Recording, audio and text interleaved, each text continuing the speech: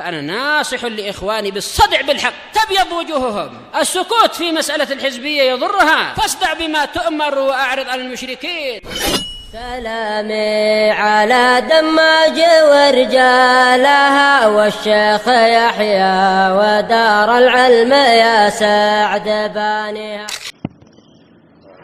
بسم الله الرحمن الرحيم. إن الحمد لله نحمده ونستعينه ونستغفره ونعوذ بالله من شرور أنفسنا وسيئات أعمالنا.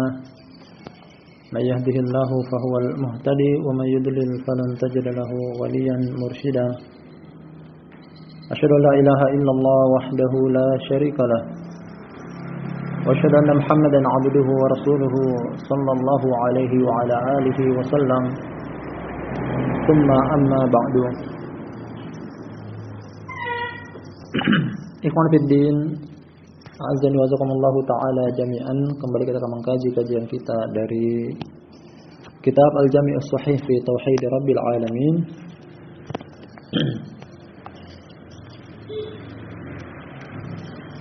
Kumpulan yang sahih dalam pengesaan Rabbul Alamin, sesuai dengan judulnya, bahwasanya buku ini bermaterikan tauhid, yang mana merupakan karangan atau tulisan milik Fadilatul Syekh Abu Amr Abdul Karim Al-Hajuri Al-Umari hafizahullahu taala. Kita berada pada malam kedua dari judul bab yang telah kita ambil atau mulai pada pertemuan malam sebelumnya. Innallaha huwar razzaq, sesungguhnya Allah, Dia adalah sang pemberi rezeki.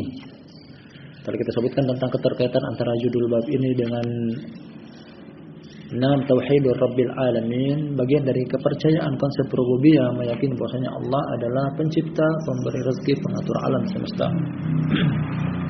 Landasan hukum berupa ayat Al-Qur'anul Karim telah kita baca, dan pada pertemuan kita malam hari ini kita akan mengambil 6 landasan hukum dari hadis, beberapa hadis, tergolong hadis yang panjang dalam judul bab yang sama, Innallaha huwar razzaq.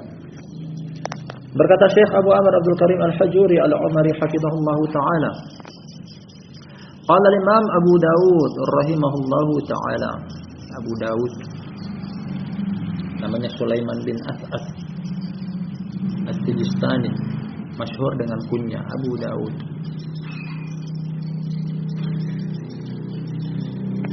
Pemilik salah satu sunan yang dikenal dengan Sunnah Abi Dawud, salah satu dari 6 induk buku hadis yang disebutkan dengan Kutubus Sittah.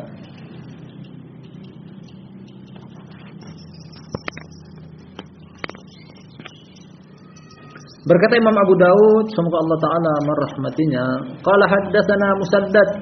Berulang-ulang kali kita lewati namanya. Nah, Musaddad namanya adalah Abdul Malik bin Abdul Aziz.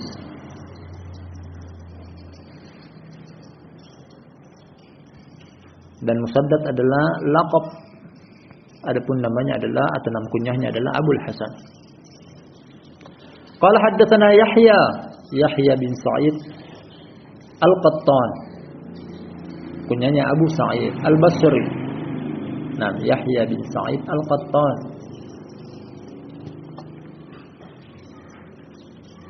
Imam. An Abi Ghifar. Kunyanya Abi Ghifar. Namanya Al-Musanna bin Sa'ad. Nah, Abu Ghifar namanya Al-Musanna bin Sa'ad Al-Basri. Qala haddatsana Abu Tamimah Al-Hujaimi. Abu Tamimah Abu Tamimah Al-Hujaimi. Abu Tamimah kunyahnya adapun namanya adalah Tarif bin Mujalid. Tarif bin Mujalid. Ada disebutkan setelahnya. Wa Abu Tamimah ismuhu Tarif bin Mujalid Al-Basri. An Abi Juri Jabir bin Sulaim. Nah, Abi Juri kunyah, namanya adalah Jabir bin Sulaim. Dan ini kisah datang dari dia. datang dari Jabir bin Sulaim. Disebutkan bahwasanya dia lahu suhbah, dia tergolong dari kalangan para sahabat, dan itu ditetapkan oleh beberapa ulama. Artinya dia adalah sahabi, bertemu dengan Rasulullah sallallahu alaihi wasallam dan memiliki beberapa hadis. Qala, kata dia, ra'aitu rajulan yasdurun nasu an ra'yihi. Di sini menunjukkan tentang dia bertemu dengan orang ini adalah Rasulullah. Bertemu dan meriwayatkan hadis ini. Mukillun, termasuk sahabat yang meriwayatkan hadis yang sedikit karena bukan sahabat yang terkenal dan tenar. Dia berkata, aku pernah bertemu dengan seseorang yang orang tersebut, ya umat manusia, kembali kepada pendapatnya. Ada seseorang yang kebanyakan orang kembali kepada pendapatnya, mengikuti arahannya, ucapannya, perkataannya. La yaqulu syai'an illa sadaru anhu. Tidak ada yang mengatakan sesuatu kecuali orang-orang mengambil pendapat dia tersebut.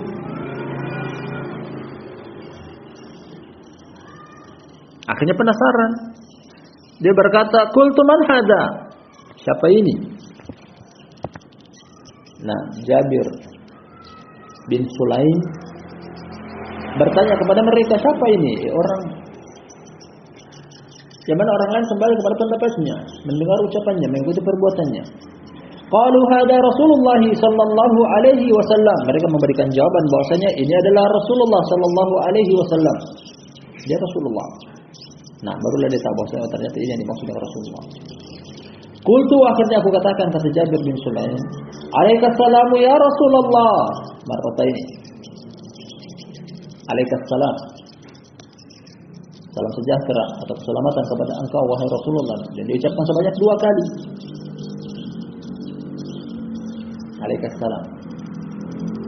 Qala, kata Rasulullah sallallahu alaihi wasallam, la taqul alaikassalam fa inna alaikassalam tahiyatul mayyit. Qul assalamu alaikum. Janganlah engkau mengatakan alaikassalam, karena sesungguhnya alaikassalam adalah salam penghormatan bagi orang yang sudah meninggal. Namun katakanlah assalamu alaikum. Perhatikan posisinya terbalik saja. Kalau salah baca ya salam. Assalamu alayka atau assalamu alaikum ya ahla diyaril muslimin. Fa inna insyaallah bikum lahiqun. Ini disyaratkan oleh Rasulullah SAW ketika kita masuk ke area pekuburan. Assalamu alayka, assalamu alaikum. Nah, adapun salam bagi orang yang meninggal, maksud kami salam penghormatan bagi orang yang masih hidup, sebalik. Assalamu alaikum.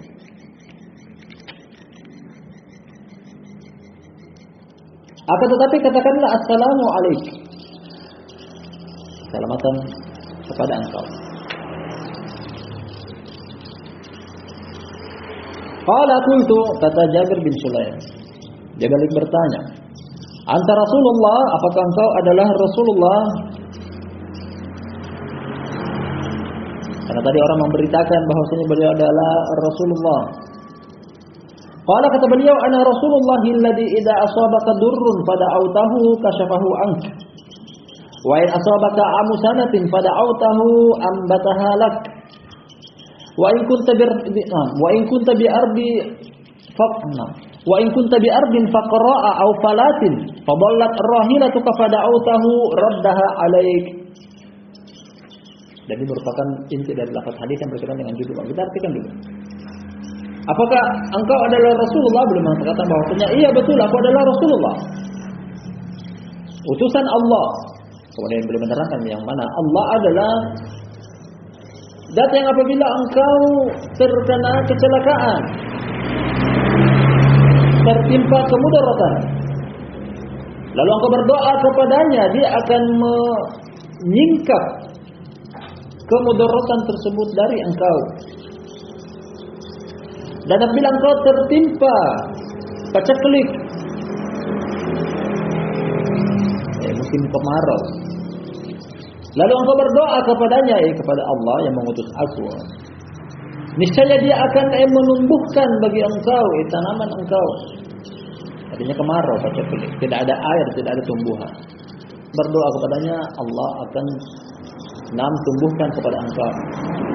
Dan apabila engkau berada di tanah lapang, area antah berantah, di padang pasir atau sahara, kemudian kendaraan engkau hilang, lalu engkau berdoa kepadanya, niscaya dia akan mengembalikan kepada engkau. Allah akan mengembalikan kepada engkau. Allah akan mengembalikan kepada engkau. Jadi di sini Rasulullah Shallallahu Alaihi Wasallam memperkenalkan kepada orang ini yang namanya Jabir bin Sulaim, baru pertama kali bertemu dengan Rasulullah Shallallahu Alaihi Wasallam, tentang siapa itu Allah. Allah adalah zat yang bila engkau berdoa untuk menghilangkan dari diri engkau kemudaratan, dia akan mengabulkannya. Berdoa untuk menghilangkan dari engkau musim paceklik, kemarau, dia akan menumbuhkan kepada engkau tanaman engkau. Berdoa untuk mengembalikan kendaraan engkau yang hilang di area antah berantah, di padang pasir Sahara, dia akan kembalikan kepada engkau. Qala qultu ihad ilayya. Orang ini Jabir bin Sulaim mengatakan lagi, berikan aku wejangan, nasihat, berikan aku pelajaran, bimbingan. Setelah dia mengetahui bahwa memang betul dia adalah Rasulullah, dengan argumen yang singkat beliau paparkan kepada Jabir. Kemudian dia minta bimbingan, arahan. Ihad ilayya. Qala kata Rasulullah sallallahu alaihi wasallam, la tasubbanna ahadan, janganlah engkau mencela seorang pun. Bimbingan yang luar biasa untuk tidak mencela seorang pun.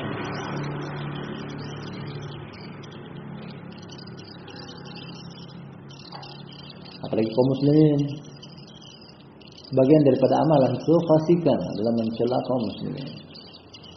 Sibabul muslimi fusukun wa qitaluhu kufrun. Mencaci seorang muslim adalah perbuatan kefasikan, sedangkan membunuhnya adalah kekufuran.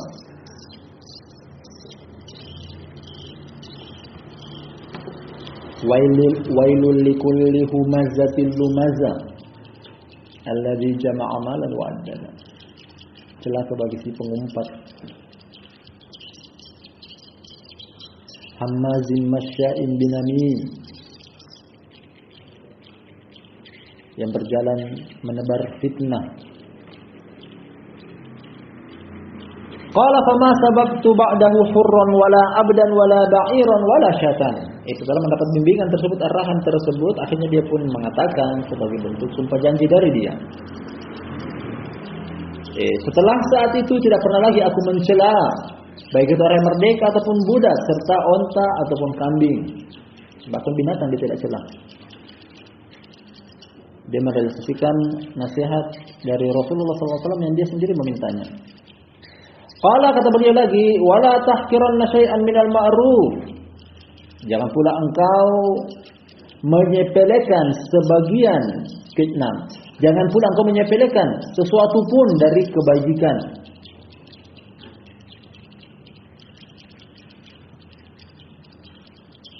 Seseorang memberikan kepada engkau berupa pemberian, meski mungkin terlihat sepele, jangan menganggapnya remeh. Karena jangan lihat dari harga nilai pemberian saudara engkau tersebut, namun perhatikanlah dari ketulusan dia memberikan kepada engkau sesuatu tersebut.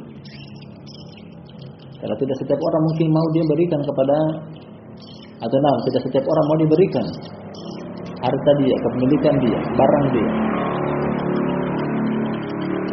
Wa antukallib akhaka wa anta mumbasitun ilaihi wajhuk. Ini termasuk wejangan dari Rasulullah sallallahu alaihi wasallam, dan engkau berbicara dengan saudara engkau dalam keadaan berseri-seri wajah engkau lapang, bukan dalam keadaan wajah yang cemberut atau menghadap ke tempat lain, ke arah lain ketika berbicara dengan saudara. Ini artinya hal-hal yang diajarkan kepada Jabir bin Sulaim di sini adalah hal-hal yang berkaitan dengan akhlak atau adab bergaul. Jangan mencela, jangan menyepelekan pemberian orang meskipun itu cuma sepele. Berbicara dengan saudara jangan dalam keadaan wajah yang tidak senang, cemberut, bermuka masam. Inna dzalika minal ma'ruf, sesungguhnya itu termasuk bagian daripada kebajikan. Nah, berbicara dengan saudara bisa dalam keadaan tersenyum. Nah, warfa izaraka ila nisfi sa' fa in abaita fa ilal ka'bain wa iyyaka wa isbalil izar fa innaha minal makhilah wa innallaha la yuhibbul makhilah. Angkatlah sarung engkau sampai sebatas setengah betis. Apabila engkau enggan maka sampai ke mata kaki. Sampai ke mata kaki artinya ujung atas mata kaki, bukan juga berarti menutupi mata kaki. Atau para ulama mengatakan bahwasanya datang dalam hadis-hadis yang serupa dengan ini. Nah, beliau anjurkan pada beberapa sahabat seperti Hudzaifah, datang juga dari Ali, datang juga dari Ibnu Umar. Beliau menganjurkan untuk mengenakan sarung sebatas setengah betis. Kalau masih pengen turun lagi sedikit. Di antara setengah betis sampai ke mata kaki.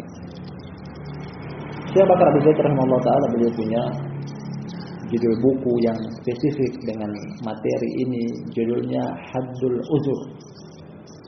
Uzur jamak dari izar, batasan sarung. Nah, dan semua dalil yang menerangkan tentang sarung sebatas setengah betis, dan ini yang afdol. Ini perbuatan beliau, ini anjuran beliau berupa ucapan lisan yang beliau anjurkan kepada para sahabat, termasuk di hadis ini.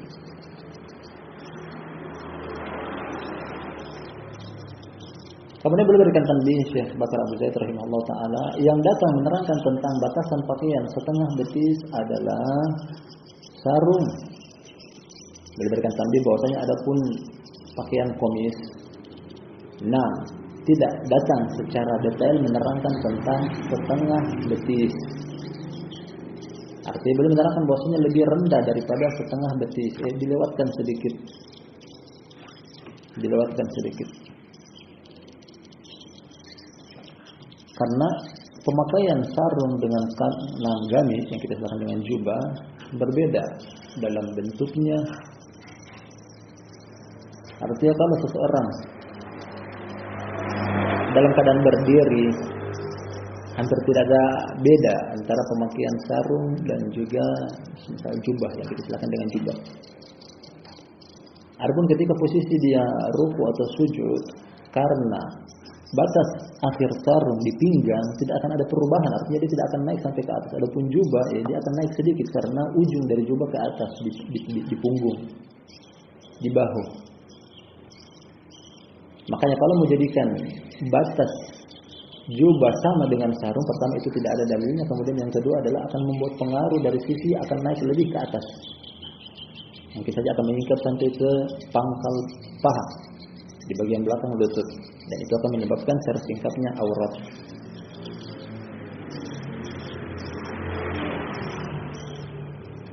Dan beliau juga terangkan di situ bahwasanya termasuk kesalahan adalah, kita masuk lagi ke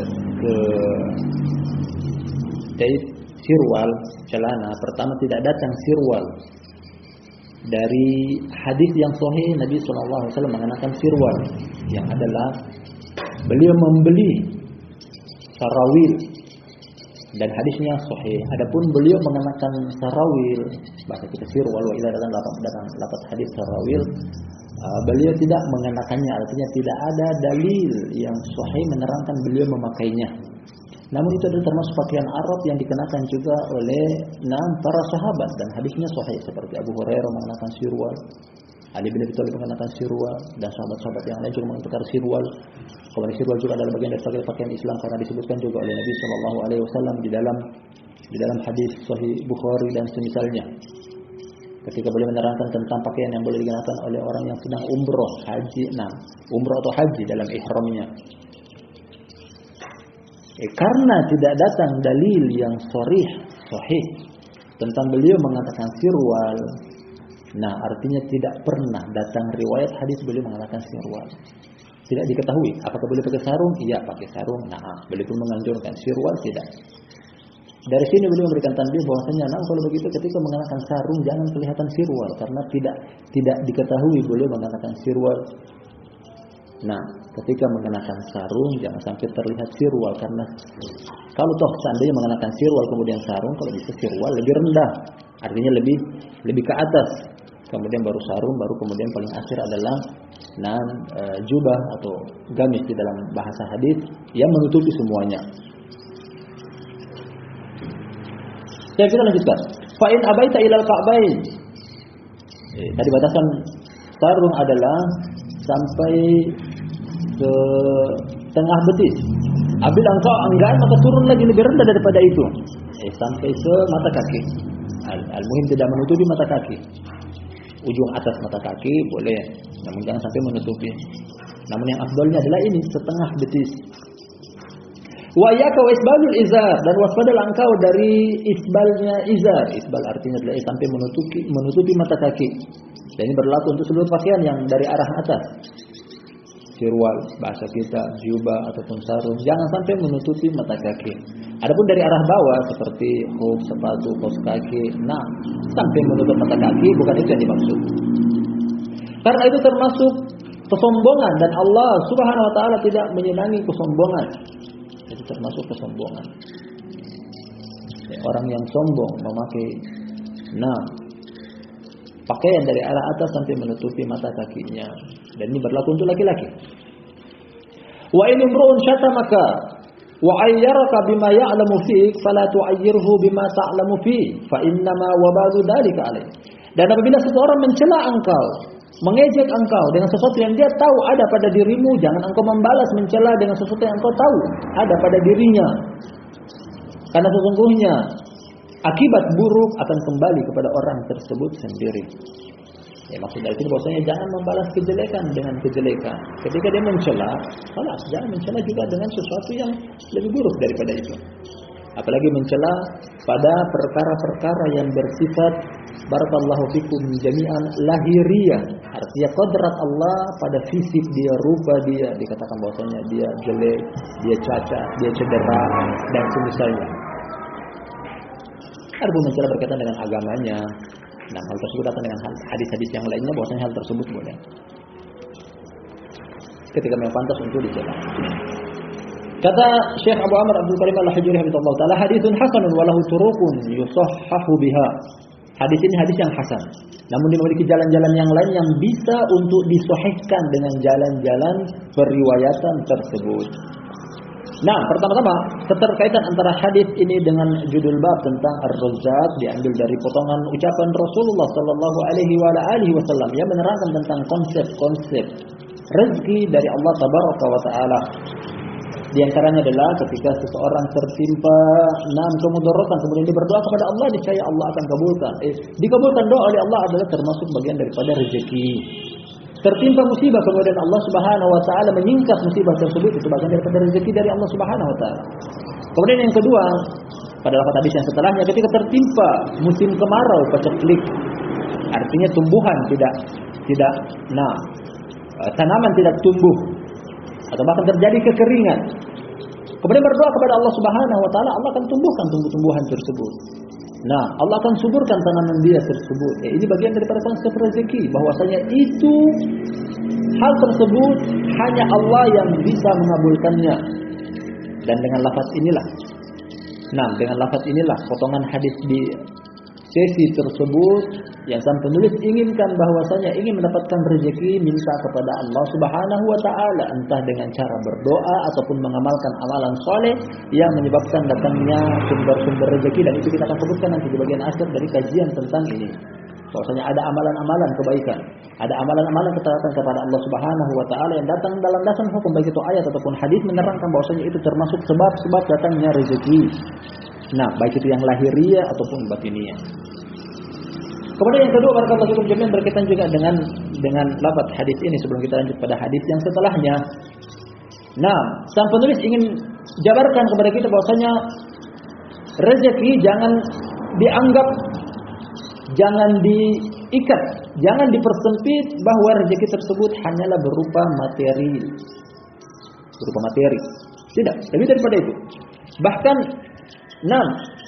Seluruh hal yang bisa kita ambil manfaat padanya, baik itu materi ataupun jasa, adalah bagian daripada rezeki dari Allah Subhanahu wa taala. Keimanan, rezeki dari Allah Subhanahu wa taala. Memahami agama Allah itu juga bagian daripada rezeki. Nah, termasuk kesehatan, waktu luang itu juga adalah bagian daripada rezeki dari Allah Subhanahu wa taala. Jadi jangan mengikat atau mempersempit rezeki hanya berupa materi saja. Karena terkadang sebagian orang mengatakan bahwasanya ketika hartanya kurang, ekonominya sempit, uangnya habis atau tidak ada, dia mengatakan bahwasanya Allah Subhanahu wa taala mempersempit rezeki dia, padahal dia dalam kebaikan, rezeki Allah masih ada pada diri dia, seperti kesehatan, ada rezeki keluarga, istri dan anak, bahkan mungkin dia masih bisa untuk mengkaji ilmu agama Allah Subhanahu wa taala, itu bagian daripada rezeki dari Allah Subhanahu wa taala.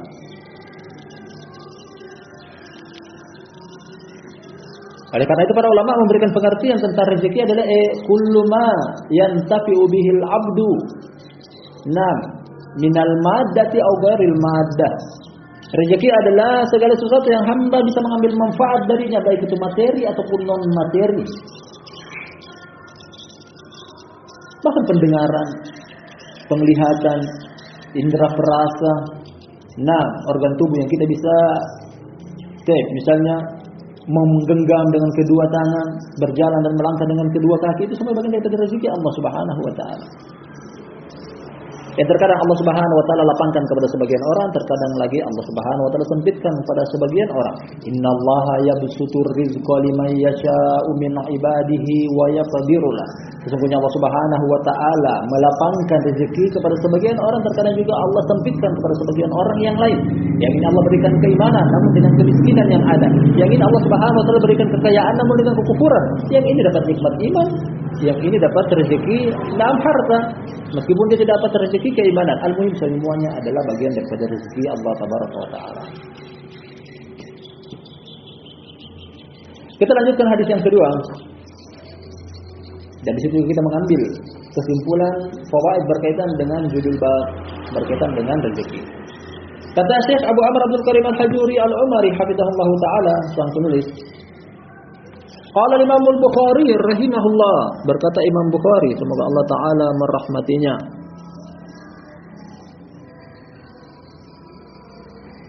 qala haddatsana Abu Yaman. Abu Yaman namanya Hakam bin Nafi'. Al-Hakam bin Nafi'.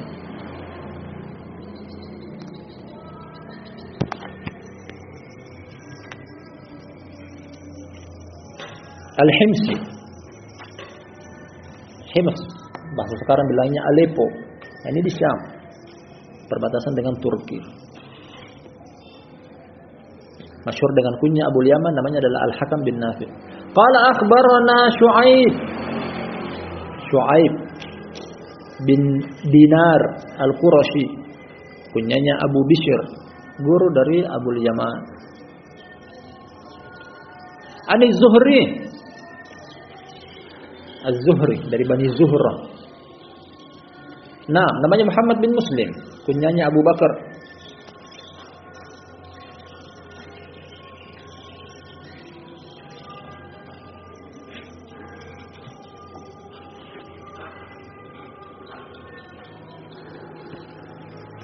Qala akhbarani Amr bin Abi Sufyan bin Usaid bin Asid.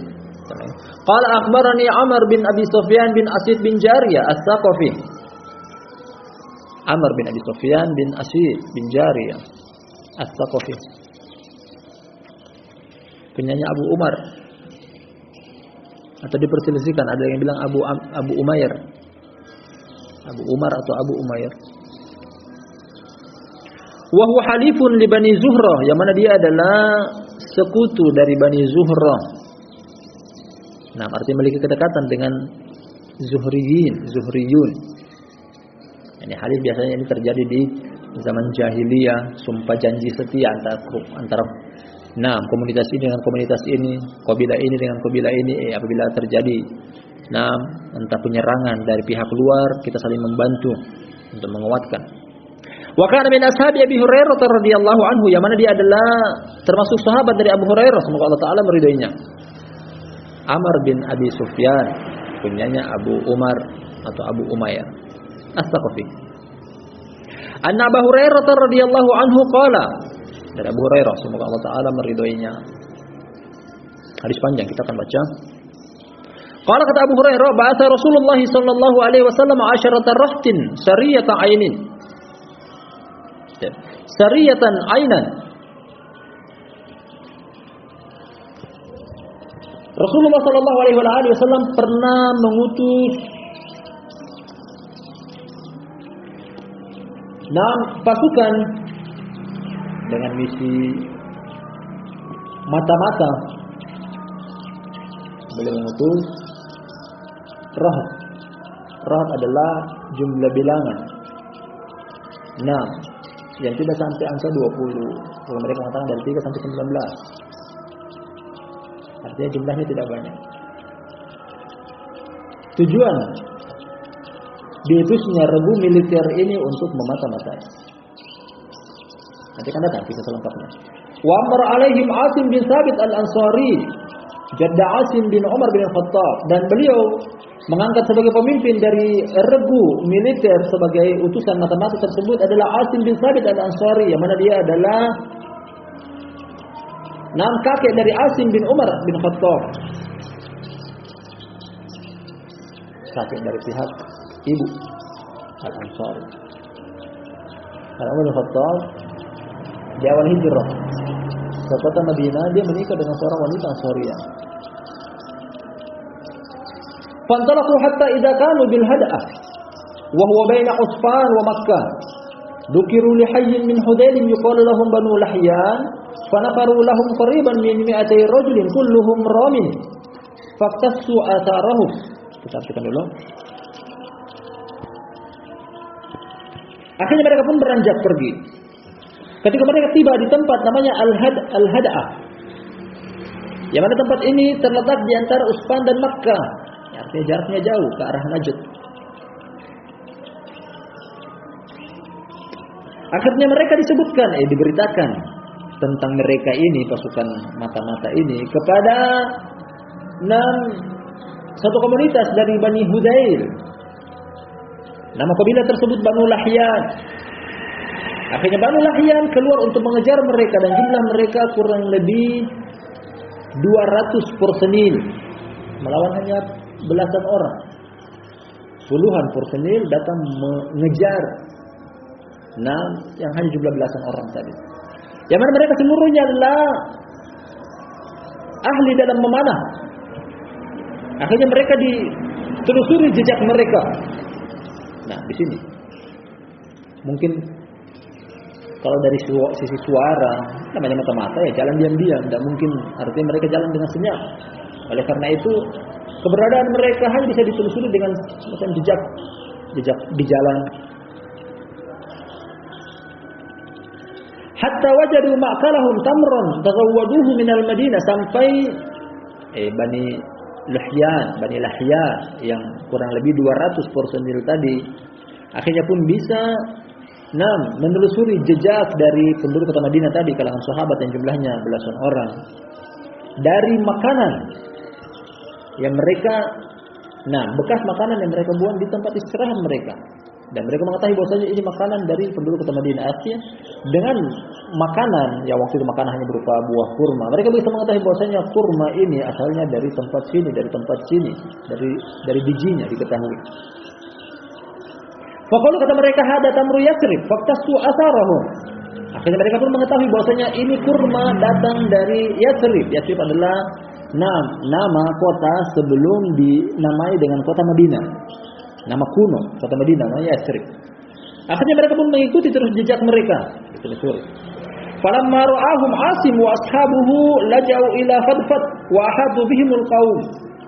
Ketika Asim adalah pemimpin, Asim bin Thabit al-Ansari, pemimpin yang diangkat oleh Nabi SAW sebagai regu militer sebagai tujuan memata-matai. Ketika Asim dan sahabat-sahabatnya, para sahabat, melihat mereka, pasukan dari Bani Lahyan, datang, akhirnya mereka pun pergi bersembunyi di suatu tempat. Mereka terjepit di suatu tempat. Wa hata bihimul qaum, akhirnya mereka dikepung oleh 200 personil dari Bani Luhyan tadi, Bani Luhyan. Faqalu lahum, akhirnya Bani Luhyan mengatakan, memberikan ultimatum kepada para sahabat yang jumlahnya belasan orang tadi. Anzilu wa'tuna bi'aidikum walakumul ahdu wal mitsaq wala naqtulu minkum ahadan. Serahkan senjata kalian, ayo menyerah, kami akan berikan kalian jaminan keamanan dan kami tidak akan membunuh seorang pun dari kalangan kalian. Jadi mereka di ultimatum. Jangan melawan, berikan senjata kalian. Bahasa kita sekarang menyerah.